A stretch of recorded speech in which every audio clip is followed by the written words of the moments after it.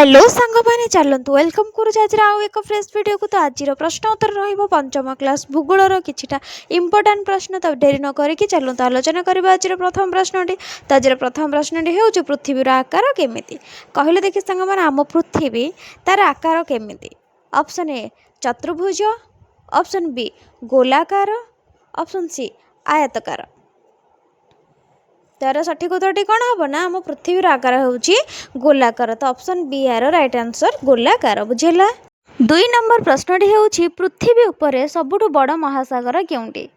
कहले देखि संग माने आम पृथ्वी उपरे सबुठु बड़ महासागर केउंटी। ऑप्शन ए भारत महासागर, ऑप्शन बी प्रशांत महासागर, ऑप्शन सी आर्कटिक महासागर। तार राइट आंसर टी कौन ना ऑप्शन बी प्रशांत महासागर। तो आम पृथ्वी उपर सबुठ बड़ महासागर नाम होउछि क्यों महासागर अच्छी ना प्रशांत महासागर अच्छी। बुझेला। 3 नंबर प्रश्नटी होउछि भारतर राजधानी।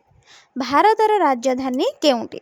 तो केउंटी option A Bhubaneswar, option B नुआ दिल्ली, ऑप्शन सी कोलकाता।